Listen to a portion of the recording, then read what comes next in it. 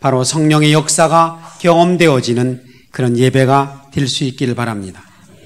하나님은 우리를 예배를 통해서 만나길 원하시고 만남을 통하여 여러분에게 가장 큰 것으로 은혜를 주시길 원하고 있습니다. 하나님은 지금도 살아계시고 하나님은 지금도 역사하고 있습니다.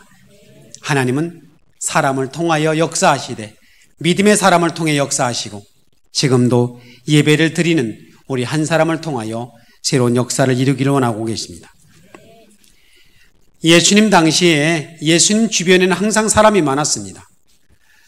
관심 있는 사람, 예수님을 사랑하는 사람, 예수님을 사랑하고 싶은 사람, 또 기적을 경험한 사람, 기적을 경험하고 싶은 사람, 또 예수에 대하여 모함하고 예수를 미워하는 사람도 있었겠죠. 다양한 사람들이 예수님의 주변에 있었을 겁니다. 예수님께서 이제 십자가를 지고 아버지께로 돌아갈 때가 가까워 갑니다. 그의 마음속에 이제 좀 다급한 마음도 있고 수많은 사람이 나를 따라오지만 이제 나를 따라오는 것이 어떤 것인지를 보여주고 싶었을 겁니다. 그리고 가다 말고 멈춰서서 사람들에게 말합니다. 아무든지 나를 따라오려거든 자기를 부인하고 자기 십자가를 지고 나를 따라오너라 하고 이야기합니다. 그러면서 어떻게 말하면 되게 어려운 이야기, 형제, 부모, 처자, 또 자녀들까지, 또 자기 본인까지도 미워하지 않으면 나를 따를 수 없다 하고 이야기를 합니다. 우리가 제자가 된다는 것, 예수를 닮아가는 것, 제자란 말은 스승의 길을 닮아가는 거잖아요. 스승의 사명을 그대로 위임받은 사람들, 그리고 스승이 보여줬던 그의 삶의 형태를 가지고 있는 것, 그걸 제자라고 이야기하는데요. 예수님의 길은 하나님의 아버지께서 이 땅에 그분의 가지고 있는 꿈입니다. 아버지의 꿈. 그게 뭐겠어요? 잃어버린 자녀를 찾아가는 거예요. 예수님의 길은 여러 가지로 사역이 많습니다만 가장 크게는 바로 죄사함의 사역입니다. 누구든지 바로 과거에서 자유로울 사람이 없을 겁니다. 우리가 주님 앞에 늘 머물러 있으면서도 늘 과거의 죄와 죄책감에서 머물러 있습니다. 우리는 죄를 짓는 한 사단의 손에서 자유로울 수 없습니다. 늘 부담스러움.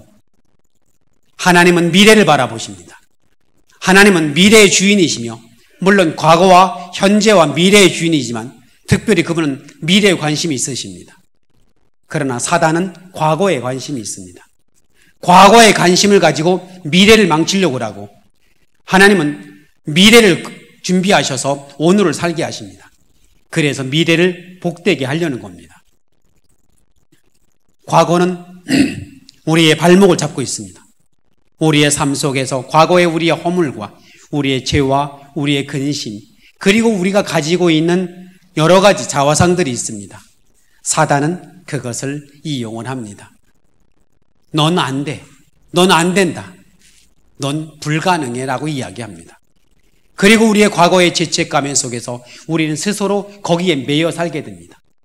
그러다 보니 우울증도 걸리고 신경쇠약도 걸리고 여러 가지 우리를 불편하게 만드는 일들이 과거의 삶에서 나타날 수 있습니다. 이건 정말 없었으면 좋겠다. 나의 삶에 이건 정말로 없었으면 좋겠다고 말하는 그 아픔이 우리 속에 가지고 있습니다. 근데 예수님께서 뭐라고 말씀하십니까? 내 죄사함을 받았느니라. 너의 죄사함을 받았느니라. 사단이 너를 지배하던 거에서 너는 자유롭게 됐다고 주님이 선언하고 있는 겁니다. 십자가상에서 내가 다 이루었다고 이야기하시죠. 우리의 허물, 우리의 아픔, 우리의 절망입니다. 우리가 과거에 매여 있는 난 이런 사람이다. 나는 이럴 수밖에 없었어.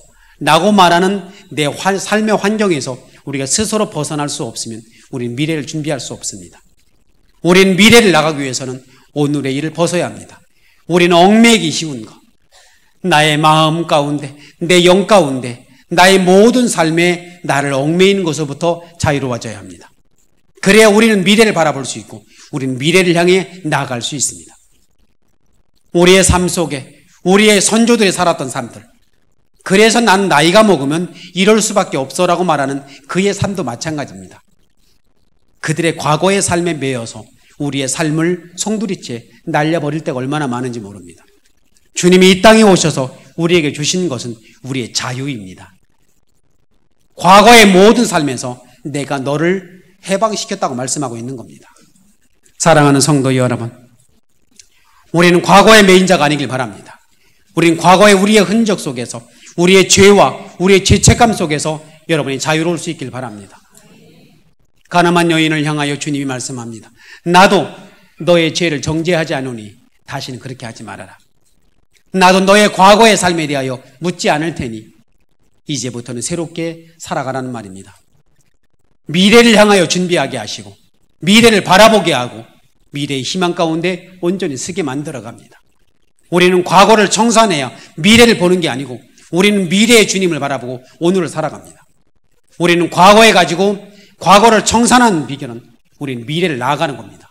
새로운 미래를 향해 준비하고, 근데 그 미래는 바로 주님이 주인이십니다. 우리는 미래의 우리의 주인이 아닙니다. 우리는 지금 우리가 살고 있는 이 시간만 내 것입니다. 앞으로 살아야 될 많은 시간들은 오직 주님의 시간입니다. 주님이 허락할 시간. 그러므로 우리 미래를 향하여 우리가 살아가야 될 모든 염려는 주님이 하실 겁니다. 여러분의 삶에 대하여 계획하시고 허락하고 준비하는 것들은 다 주님이 하실 겁니다. 그러므로 예수님의 길은 죄사함의 길입니다. 우리의 과거로부터 자유롭게 하고 우리의 과거의 습관들, 우리가 가지고 있는 모든 환경들, 우리의 질병과 우리의 고민과 모든 아픔에서부터의 자유입니다. 이게 죄사함입니다. 그러므로 주님은 지금 이 순간에도 우리에게 말씀하고 있습니다. 너의 죄를 내가 사했노라고 말합니다. 과거에서부터 예수의 이름으로 자유로워질 수 있길 바랍니다. 과거의 근심에서부터, 과거의 고민으로부터, 과거의 아픔으로부터 여러분이 자유로울 수 있길 바랍니다. 그 일 때문에 주님이 오신 겁니다. 두 번째는 바로 치유이며 회복입니다. 예수를 만나는 사람들마다 치유의 사건이 생겨집니다. 예수를 만나는 사람마다 회복이 됩니다. 예수를 만나는 사람마다 그들이 건강해집니다. 문둥병자들은 주님을 만남으로 문둥병을 고침받고 하나님을 찬양하는 회복으로 바뀝니다. 우리의 삶 속에 우리는 이론이 아니고 우리는 설명이 아닙니다. 하나님의 강권적인 힘입니다. 그러나 예수의 힘으로 우리가 치유가 되고 예수의 힘으로 우리가 회복이 됩니다.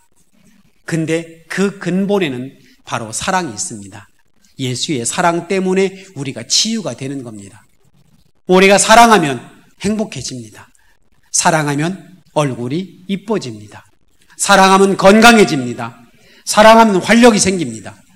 세상에 주는 이 사랑만 갖고도 사람의 살만해집니다. 미워하고 시기하고 헐뜯고 고민하고 그러면 삶을 황폐케 만들어갑니다. 그러나 우리가 사랑이 있어서 살아갑니다. 나를 사랑하는, 나를 믿어주는, 나를 인정해주는 그 일 때문에 우리가 살아가죠.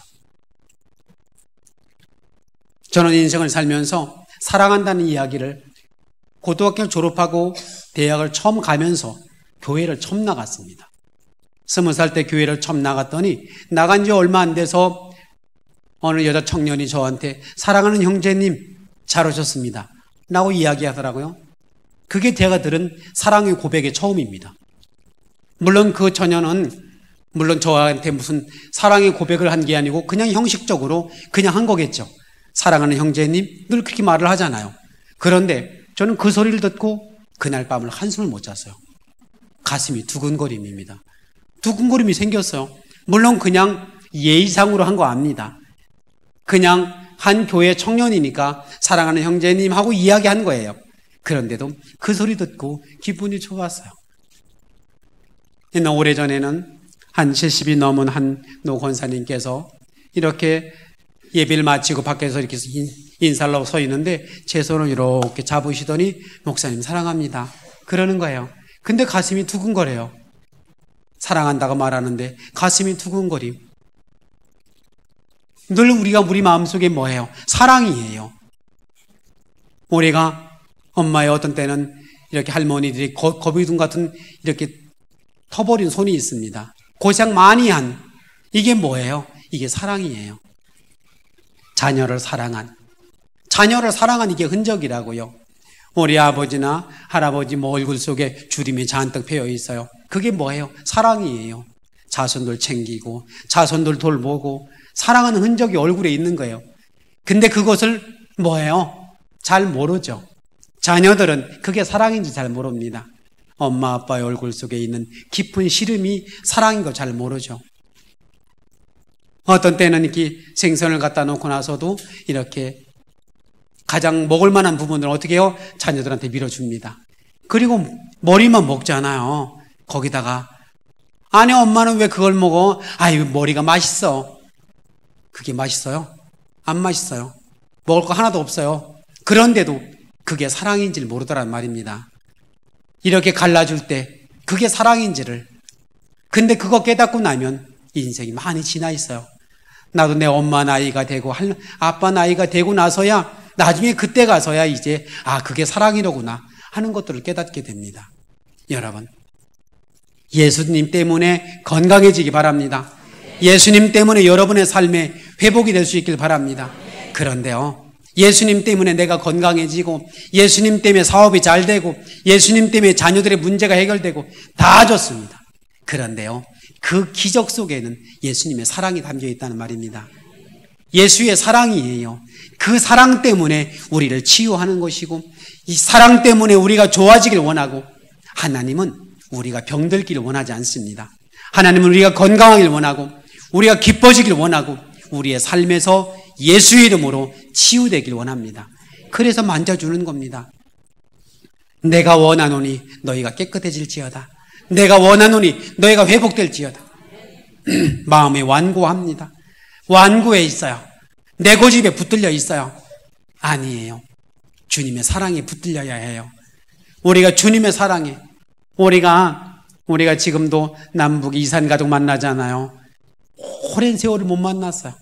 그러고도 만나면 얼굴이 다 정말로 할아버지 할머니 됐어요. 그런데도 붙들고 끄라고 울어요. 이게 뭐예요? 사랑이에요. 사랑. 그리움 때문에 지금도 고향에 가고 싶은, 지금도 고향에 있는 형제를 만나고 싶은 그런 그리움이라고요. 이게 뭐예요? 그것 때문에 우리가 살아요. 사랑 때문에 살고. 근데 가장 큰 사랑이 뭐예요? 세상의 사랑은 변해도 주님의 사랑은 영원히 변하지 않더라. 이곳에 오셔서 내가 너 사랑해라는 말이 뭐예요? 치유하고 회복시켜주고 우리가 하나님을 찬양할 수 있는 것, 이렇게 와서 예수님을 찬양할 수 있는 게 얼마나 감사한데요. 우리가 예배를 드릴 수 있는 게 얼마나 감사한데요. 우리가 세상에 살고 힘들다가 주님 앞에 와서 이렇게 감사함으로 고백할 수 있는 게 얼마나 좋아요. 예수님이 오신 것, 바로 우리가 치유하고 우리가 위로받고 우리가 회복하는 것, 그게 주님의 사역이라고요. 그리고 주님을 만나는 사람들마다 생명의 길을 얻게 됩니다. 주님을 만나면 생명을 얻어요. 영생이다. 우리가 핸드폰을 가지고 있는데요, 핸드폰 건전지가 하루 지나고 나면 충전을 해야 되잖아요. 근데 그 안에 있는 건전지가 영원히 꺼지지 않는 충전기를 넣으면 어떨까요? 충전 안 해도 되겠죠. 바로 그거예요. 내 안에 영원히 사는 힘이 들어와 있어요. 영원히 사는 주님이 내 안에 계셔요. 생명력이. 그래서 예수님이 말하기를 나는 길이요, 나는 진리요, 생명이라 그러는 겁니다. 그 생명의 주님이 내 안에 들어오니 내 안에 새로운 생명이 생겼습니다. 우리의 삶 속에 하나님의 거룩한 은혜, 믿는 자에게 주어지는 생명의 은혜입니다. 여러분의 이름이 하나님의 생명책에 기록되어 있음을 믿고 감사할 수 있기를 바랍니다. 우리는 오늘을 살아 내일을 살 것이 아니고 우리는 내일의 약속을 가지고 오늘을 삽니다. 우리는 영원한 나라의 생명책에 여러분의 이름이 기록되어 있음을 믿고 감사함으로 오늘을 살아갈 수 있기를 바랍니다. 사랑하는 성도 여러분, 우리가 아직도 많은 사람들이 예수를 따라오고 있습니다. 병을 낫기 위해서, 문제를 해결하려고, 아니면 강요에 의해서 여러 가지 모습 속에 우리는 주님 앞에 와 있습니다. 여러분, 신앙생활은 누리는 거라고 말씀을 드렸어요. 주님과 함께 할 수 있길 바랍니다. 주님과 함께 있으십시오. 다른 거 다 내려놓고 교회 와서 일 안 해도 괜찮습니다. 어떤 사역을 하지 않아도 괜찮아요. 주님의 거룩한 사람으로 쓰십시오. 주님의 사람으로. 나는 하나님의 아들입니다. 그러면 아들의 가치를 가지면 우리 누릴 수 있습니다. 내가 하나님을 아버지로 믿는, 예수님을 나의 구주로 믿는 바로 그 가치에 서 보는 겁니다. 그러고 나면 그 다음에 내가 할 일이 생겨집니다. 우리가 마땅히 예전에 어릴 때 우리 집에서 보면 가족이 많았어요. 한 방에서 같이 다 살게 됩니다. 어머니는 밥을 하시죠. 그러면 이제 상을 차리면 수저 갖다 놓는 사람 따로 있고, 그리고 이제 음식을 날라오는 사람 따로 있고, 막내를 업어주는 사람 따로 있습니다. 다 분담이 되어 있습니다. 근데 그것을 일이라고 말하지 않습니다. 밥을 하는 엄마도 일이라고 말하지 않습니다. 열심히 돈을 벌어오는 아버지도 그걸 일이라 말하지 않습니다. 수저를 갖다 놓는 아들도 그걸 일이라 말하지 않습니다. 우리는 가족이 함께 하는 겁니다. 우리가 하나님의 거룩한 은혜 가운데, 근데 언제부턴지 우리가 교회에 일하러 옵니다. 아니에요. 우리는 한 가족으로 우리는 함께 살아가는 법을 배워가는 겁니다. 사랑하는 성도 여러분, 우리는 그러면서 예수님께서 제재에 대한 이야기를 하면서 바로 망대 얘기를 합니다. 망대란 바로 적군과 도적을 감시하는 목적으로 높이 초소를 세우는 겁니다. 돌로 짓거나 나무로 짓거나 시간이 걸립니다. 돈도 걸립니다. 그래서 제자가 되는 것은 망대를 세우는 것과 똑같다. 나는 이야기합니다. 우리가 이 망대를 세우는 이 비유에 따라서 주님이 우리에게 주어지는 하나님의 거룩한 은혜를 경험할 수 있길 바랍니다. 목적입니다. 목적. 비전에 붙들려야 합니다. 내가 무엇을 할 것인지 알아야 한다는 말입니다. 망대를 짓고자 하는 자가 나는 망대를 짓는 거다 라고 하는 걸 아는 것처럼 우리가 주님을 만날 때는 주님의 비전에 붙들려야 합니다. 이게 제자입니다. 제자는 주님이 하는 일을 알아야 합니다. 주님을 만난 사람마다 가슴이 두근거립니다. 사랑하는 성도 여러분, 요즘 들어 제가 계속 강조하여 드리는 말씀이 하나님이 살아계신단 말입니다. 하나님이 살아계신다. 하나님은 살아계신다. 하나님은 지금도 살아계십니다. 아브라함과 함께 있었던 하나님은, 모세와 함께 있었던 하나님은 지금도 우리와 함께 있습니다. 설레임과 기대감이 회복될 수 있길 바랍니다. 주님이 여러분을 사랑하시는 그 비전에 붙들릴 수 있길 바랍니다. 내가 널 사랑한다 라고 하시는 하나님의 강력한 음성에 여러분이 붙들릴 수 있길 바랍니다. 목적입니다. 왜 우리가 교회를 나오는지, 내가 왜 주님을 만나는 건지, 내가 왜 여기 있어야 되는 건지 정확한 목적이 있어야 합니다.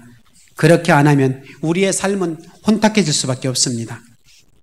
예수께서 망대를 세우는 자는 목적이 분명해야 한다는 말입니다. 우리가 하나님 앞에 살면서 그냥 산다. 우리가 병원에 갔는데 의사가 묻습니다. 어떻게 오셨어요? 그냥요. 어떻게 오신 거예요? 그냥 왔다니까요. 그럼 뭐라고 그래요? 집으로 가요. 집으로 돌아가서 나중에 아프면 오세요. 주님이 묻습니다. 어떻게 온 거냐? 어떻게 온 거냐? 그러면 그냥 얼떨결에 왔는데요. 그러면 어떻게 돼요? 그냥 가게 되잖아요. 아니에요.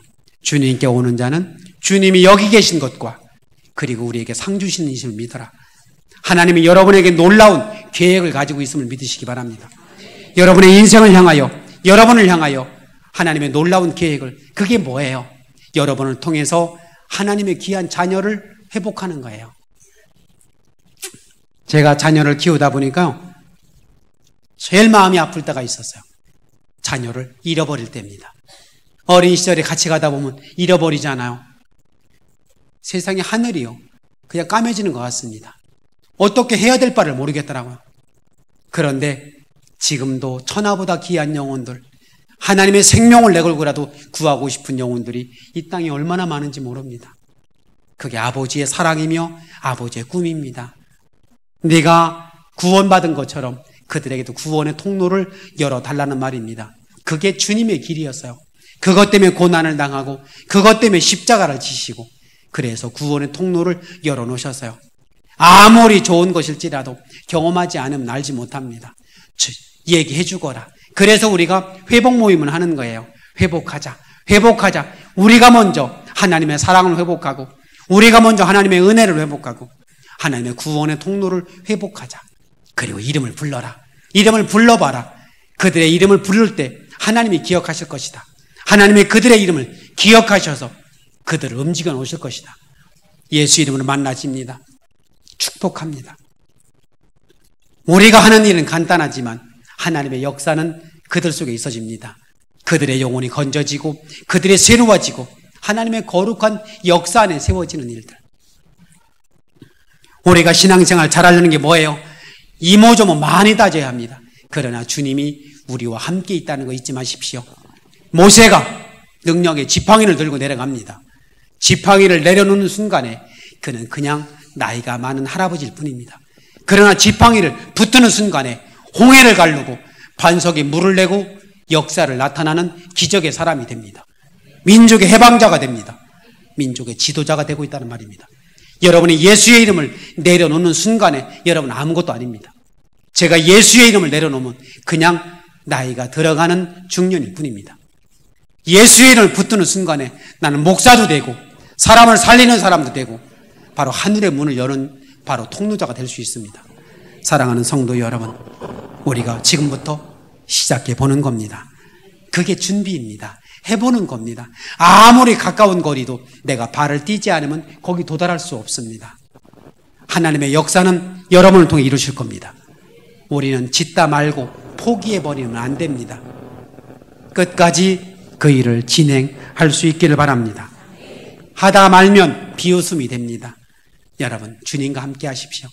제가 목회하면서 늘 가지는 좌우명 같은 말입니다. 나는 주님 안에서 어떤 일이 있어도 변명하지 않는다. 포기하지 않을 것이다. 그리고 뒤로 물러나지 않을 것이다. 라고 하는 겁니다. 포기할 일 많고 변명할 일 많고 지금의 제 상황도 마찬가지입니다. 정말 변명할 일이 이래서 안 됐어. 이래서 할 수 없었어. 이래서 나는 어려웠어라고 말하지 않습니다. 그래서 하는 겁니다. 나를 이 정도밖에 되지 않는 내 속에 있는 나의 약함이 강합니다. 내 모습 속에서 역사하시는 주님을 기대합니다. 여기 저를 세운 이유가 뭘까요? 이런 나도 쓰는 겁니다. 이런 나에게도 통로가 되는 겁니다. 마른 뼈 같은 나, 부족한 나도 주님이 쓰는 겁니다. 주님이 손을 대면 역사가 나타납니다. 나를 강건하지 않아도, 내가 건강하지 않아도, 굉장한 역사를 이루지 못해도 주님 손에 붙들려 있을 때 나는 주님께 쓰임받는 역사가 될 수 있습니다. 모세의 지팡이처럼 그런 모습일지라도 주님 손에 붙들리면 홍해를 가를 수 있습니다. 사랑하는 성도 여러분, 우리가 이제 예수의 이름으로 돌아서십시오. 그리고 시작해 보십시오. 기도해보는 겁니다. 네덜란드 화가 있던 레모난트에게 한 사람이 말합니다. 어떻게 하면 그림을 잘 그릴 수 있을까요? 그려라. 붓을 들고 그리면 된다. 어떻게 좋은 신앙인이 돼요? 해봐요. 예배로부터 하나님의 거룩한 역사를 이어가는 겁니다. 여러분의 삶에 안 된다 말하지 마십시오. 여러분에 있는 것, 여러분의 약한 몸인도 아니고 나이가 든 그런 몸도 아니고 내가 주님을 잘 알지 못하는 모습도 아닙니다. 여러분에 있는 건 여러분의 십자가에 달려 돌아가신 예수 그리스도뿐입니다. 그 이름이 여러분이 가지고 있는 전부 다입니다. 그 이름 붙들고 일어서십시오. 그 이름 붙들고 고백하고 선언하고 그러면 여러분 때문에 땅이 살아갈 것이고 여러분이 부르는 사람들의 이름이 살아날 것이고 여러분이 만나는 사람마다 다시 살아나는 놀라운 역사가 생길 겁니다. 나와 함께 하신 주님 때문에, 여러분과 함께 있는 주님 때문에 기대가 됩니다. 여러분, 세상의 가치가 아닌 주님의 가치로 그렇게 변화의 주인공이 새롭게 살아가는 거룩한 역사의 삶이 되기를 주님의 이름으로 축원합니다. 기도하겠습니다.